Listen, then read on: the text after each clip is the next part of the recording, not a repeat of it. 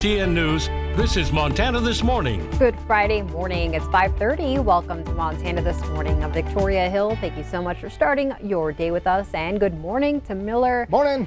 Weekend's finally here. The time of the week we all look forward to. You gotta give me one. Give me one. What do we do on Friday? Yeah, there we go. Boom. That's your thing. There you Miller. go. I'm just excited. My excitement is within, even if you can't tell. But I'll be super excited if you can tell me we might have some rain. Well, there is a slight chance we could see some rain today. Don't hold your breath, though. We do have still some of that monsoonal moisture, but I think it's going to be more suppressed to the south. Southern parts of Montana, northern Wyoming, a better shot. You may see that rain. The Beartooths had some strong storms yesterday. Still have a chance to see some rain, actually all the way through the weekend for there, but not so much here in the Magic City. Big story this morning is the smoke. Still dealing with the smoke, and it's not coming out of the west today. It'll be coming out of Canada as those winds will start to shift in from the northeast. 69 right now at the airport, humidity at 58%, so it is a bit sticky out there. Winds out of the southwest at about 13 miles an hour. Quickly, temperatures across the viewing area. We've got 60 in Harlingen, Big Timber at 64, Absaroka at 66, already at 70 at Huntley, 66 in Coal Strip down in Sheridan, where we've got some cloud cover, in 65. We'll see a lot more 90s today. We'll still see some upper 80s. We'll try to get a little warmer today than yesterday in Billings. We hit 90. We'll try to get up to 93. I think my day planner tries to push us up to 94. Don't know if we'll make it there or not. We do have the clouds and we do have the smoke, maybe trying to keep those temperatures down just a bit, but you'll notice no rain chances across the day planner. I'll go with a very slight chance for us. If you're down around the Beartooths, maybe a better chance you'll see some rain, and then that monsoonal moisture just kind of exits our area for a couple of days, and maybe by Monday our chances of rain will return. But if you're looking for any type of downpours this weekend, not in the cards. Not for us anyway. Well, count on Monday. In the meantime, I thought it was going to rain here in Billings yesterday. I mean, at least in my neighborhood, it just felt like it was going to. You know, where I live too, I was like, boy, those clouds are really looking pretty good, and just nothing. Nothing. They're just teasing us. Yep. All right, Miller. Well, thank you for catching us up on that. Okay. I will get on to some news. Our top story this morning, masks will not be required in Billings public schools when classes begin this fall. However, Superintendent Greg Upham says wearing them will be encouraged. He added SD2 leaders want to start school as pre-COVID normal as possible, but said there are concerns over the Delta variant. There will be no remote learning options this year. Upham says students benefit from in-person learning, and returning to the classroom is a priority this fall. The federal government is revamping its pandemic strategy to confront the growing threat posed by the Delta variant's rapid spread. As CBS's Laura Podesta reports, new vaccine mandates and incentive programs are all on the table. The federal government is rolling out new strategies to get more people vaccinated against COVID-19. It's an American blessing that we have vaccines for each and every American. And it's a shame. It's just such a shame to squander that blessing. President Biden unveiled a new rule requiring federal workers and contractors to get their shots or face regular testing and other restrictions. The Pentagon announced a similar mandate for members of the military. The president also urged local governments to offer $100 to vaccine holdouts. I know the paying people to get vaccinated might sound unfair to folks who've gotten vaccinated already. But here's the deal. If incentives help us beat this virus, I believe we should use them. Mr. Biden said the incentives could be paid for with federal pandemic relief money. There are about 100 million unvaccinated people who are eligible to get inoculated. Experts blame the surge in cases on the more contagious Delta variant. The situation is dire. This Delta variant that we're seeing now changes the game from my perspective. According to published reports, the CDC found the Delta variant spreads as easily as chickenpox and appears to make people more sick than the original virus did. The agency is expected to publish its research today, along with a call to, quote, acknowledge the war has changed. Laura Podesta, CBS News. That report and the CDC's decision to recommend wearing masks again reportedly stem from a recent investigation of an outbreak in Massachusetts. It also shows fully vaccinated people can spread the Delta variant at the same rate as unvaccinated people.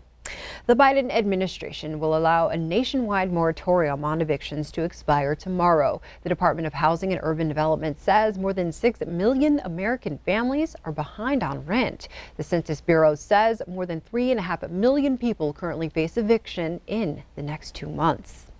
The Poverty Flats fire burning on the Crow Reservation continues to spread on the north side of the Little Bighorn River. It settled down on the south side after jumping the river earlier this week. Crews were able to extinguish 3 acres worth of fire burning on that side yesterday. The fire, which is now estimated at 59,000 acres, is threatening homes near Dunmore. Today's firefighting plans include crews using portable pumps to begin to mop up on remaining hot spots along the river. Summertime isn't usually a busy time for Montana ski resorts, but because of wildfires this year, at least one of them is. MTN's Coulter Anstad explains. For the first time in about 2 decades, Showdown is serving as a base camp for firefighters fighting wildfires in the Little Belt Mountains. The owner of Showdown tells me the deck here at the lodge where I'm standing has been filled on a daily basis with several hundred firefighters receiving daily briefings on the fires, which you can see here posted on the lodge behind me. The owner tells me she did not hesitate when the Forest Service reached out and asked about using Showdown as a base camp. Inside the lodge at Showdown ski area Thursday afternoon, to-go meals were hurriedly being assembled for firefighters. This is breakfast preparation. Elsewhere in the lodge, Rocky Mountain Credit Union out of Helena brought over gobs of food for us. a table was full of grab-and-go items for firefighters like granola bars and fruit. We're providing the lodge and meals for the firefighters specifically. We're doing 3 meals a day, and we're up to about 300 firefighters now. Showdown owner Katie Bodecker says she's honored to be able to help. It's an impressive operation. Right now we're working with the Gold team, that's a Type 2 team out of Florida in the south, and they're just incredible. The lodge isn't just feeding firefighters' stomachs, though. One of the cool things Showdown is doing to try to help the firefighters is printing out positive comments people have made on Facebook and posting those comments here on the walls inside the lodge. These are just a select few of the ones that have been made so far. The firefighters are really touched by these. They stop and read them.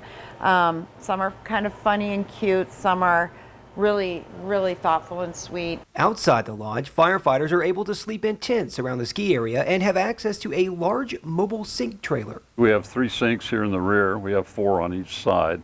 We have hot and cold water. We have the soap dispensers, paper towel, and the mirrors. The trailer is owned by Joe Johnson. He takes it to different natural disasters when requested by first responders. We give them a place to come in and clean up, and so they can eat. It's for sanitation, makes them feel better. It also makes Johnson feel good. I get to chat with them when they come in, find out how their day went. I get to see them off in the morning. They're very appreciative. They thank me for being here. Thanks that will likely keep on coming as the fires don't show much sign of slowing down. To find out how you can help firefighters, click on the link in this story on our website. At Showdown, Coulter Anstad, MTN News. Thank you, Coulter. Today, Governor Greg Gianforte will meet with President Joe Biden and Vice President Kamala Harris to discuss this unprecedented wildfire season. The virtual meeting will last about an hour and include governors from 6 other states. The group will discuss efforts to improve fire prevention, preparedness, and response. They will also discuss funding for increased pay for federal firefighters and hiring extension for temporary firefighters. The president signed an executive order last month raising the minimum wage for federal firefighters to $15 per hour. Montana Democrat John Tester is one of 10 senators who have been negotiating a bipartisan deal on a $1 trillion infrastructure package. This week, it finally received enough support and has advanced for discussion on the Senate floor. But as Senator Tester told MTN's Mike Dennison, it's still a bumpy path toward getting the infrastructure package passed. Tester said Thursday the infrastructure deal has money for roads, bridges, water systems, airports, expansion of high-speed internet into rural America, and doesn't raise anyone's taxes. But one of the no votes on advancing the proposal Wednesday was Montana's other U.S. Senator, Republican Steve Daines. He said he wants more details on how it's paid for. And Daines said it should not be a stepping stone to congressional Democrats' plans for a $3.5 trillion reconciliation budget package, which he called a reckless tax and spend spree.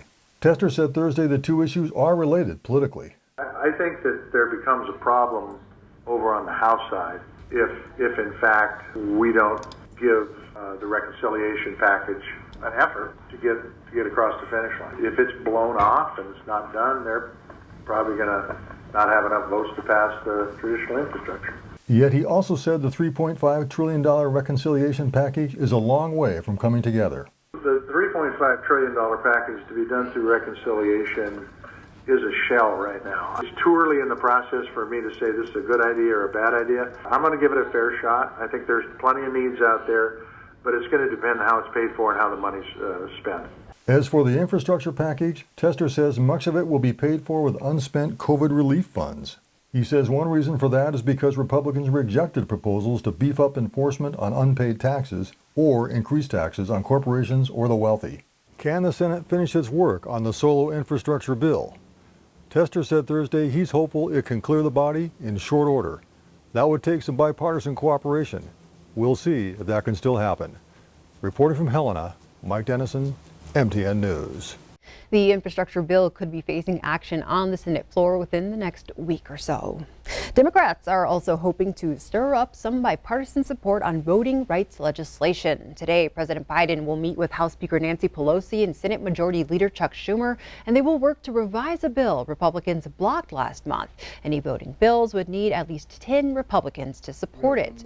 President Biden has been under pressure from several civil rights groups to pass election legislation as many Republican-led states make changes to how votes can be cast. And Cuban American leaders will meet with the president today about the recent protest in Cuba and how to move forward. Thousands of Cubans filled the streets earlier this month to protest the historically oppressive regime. The protests were the result of the country's economic crisis that includes shortages of food and medicine. Police arrested hundreds of protesters. Cuba blamed the United States and the economic embargo for causing the shortages. The Treasury Department announced new sanctions against Cuba last week in response to the protests. Now we go to Wyoming, where a pair of hikers are recovering after spending 9 days stranded in the Bighorn Mountains last week. The man and woman from Powell ran out of food and water in the Porcupine Falls area and tried hiking to the nearest road. They say dehydration set in and they couldn't make it. Eventually, one of them found cell phone service and called 911. Search and rescue crews were able to find the pair, brought them food and water, and stayed the night with them until a helicopter could pick them up in the morning. The hikers are expected to make a full recovery. An Illinois woman will appear in a Wyoming courtroom next month after she was caught on video getting too close to a grizzly bear in Yellowstone National Park. Samantha Daring is charged with violating closures and use limits and feeding, touching, teasing, frightening, or intentional disturbing of wildlife. She was caught on video on May 10th at the north end of the Roaring Mountain parking lot, approaching a mother grizzly bear and two cubs. The mother bear charged Daring, and she was fortunate to be able to walk away from the bear. Law enforcement found her through an anonymous tip. In 2019, more than 3,100 people were killed in accidents involving distracted driving. Many states have laws against using devices when behind the wheel. CBS's Michael George has results from a new study that looked at how effective they are. New York State police officers said goodbye to one of their own in April. Trooper Joseph Gallagher was putting flares on the side of the road when a car hit him. Investigators say the driver was texting at the time. Joel Feldman knows the pain of that loss. His daughter Casey was killed by a distracted driver in 2009. The world is certainly not so well off after her death. She would have made a big difference. Most states have some kind of ban against texting or calling while driving, but 21 states have gone a step further, enacting laws against all handheld cell phone use, including calling, texting, and using apps. These comprehensive laws, are they working? Yes, they are working. Dr. Motao Ju with Nationwide Children's Hospital is lead author of a new study that found comprehensive hands-free laws prevent about 140 driver deaths and nearly 14,000 driver injuries each year. But laws that only ban texting or calling aren't nearly as effective. Researchers recommend all states adopt rules that prevent drivers from handling phones, especially teenagers. They have the highest crash risk, so they shouldn't use any cell phone at all while driving. I don't accept that people won't give up phones. What I say is we haven't reached them the right way. Feldman now speaks to drivers of all ages and even young children about the dangers of being distracted behind the wheel. We're teaching little kids how to speak up. Mommy, Daddy, I love you, but I don't feel safe when you look at your phone while driving me. Feldman says laws are helpful, but it's up to individuals to prioritize safety and put down the phone. Michael George, CBS News, New York. Thank you so much for starting your day with us here on Montana This Morning.